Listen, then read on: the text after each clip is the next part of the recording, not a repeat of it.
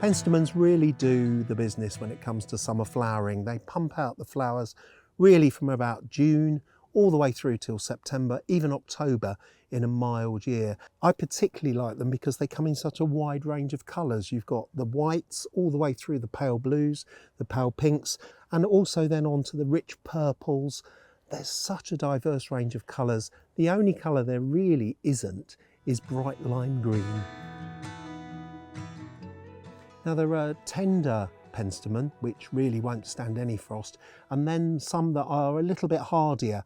None of them are really bone hardy to survive temperatures of, say, more than about -8. So periodically you'll lose them in the garden, but most of the perennial ones should come back after an ordinary winter. There are annual ones that you can sow from seed. You need to sow those really early in the season, probably in around about the end of January, February time, then grow them on nice and steadily, nice and slowly, ready to plant out in about May, and then they'll flower their socks off in the summer. The perennial ones really need to be planted in around about April, May time so that they can get their roots down and get established again, ready to flower in summer.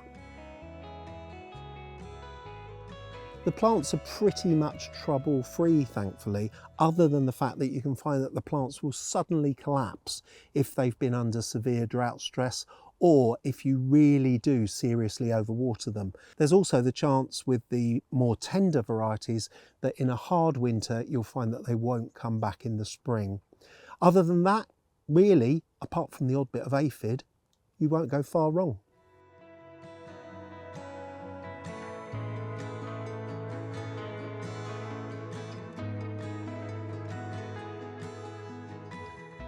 Now when I buy a new Penstemon, I always look for one with lots of new growth at the bottom like this, rather than one that's smothered in flowers, because the best way to take cuttings from these is to use unflowered shoots. So I'm going to take these pieces of material off and it'll give me 4 cuttings, which is ideal for putting around the edge of a pot. So I'm going to use some secateurs and I'm just going to cut just above a node on the parent plants where the leaves are attached.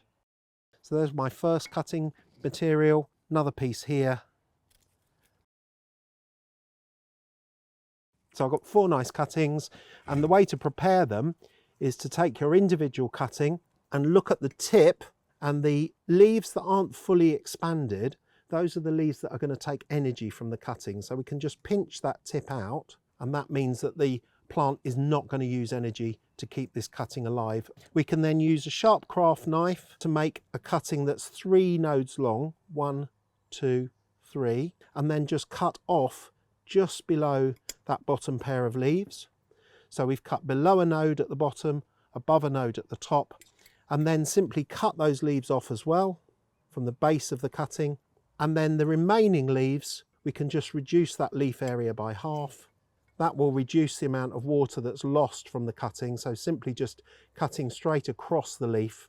And that cutting is ready to go into the pot. So I've got a pot filled with 50-50 mix of grit and sieved compost.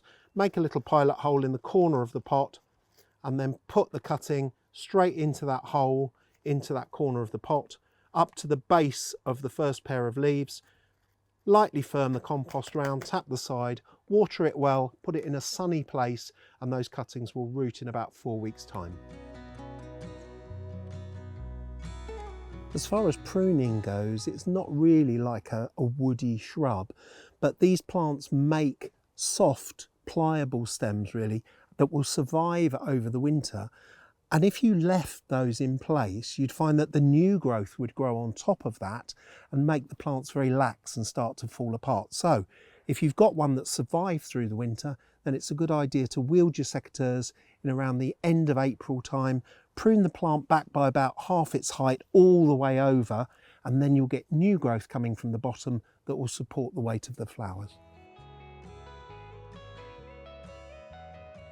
When it comes to Penstemon varieties, I really like this one, which is Penstemon Electric Blue.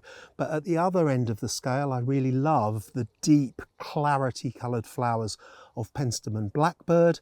And then right in the middle of all of that, you've got the lovely rich red tones of Penstemon Garnet.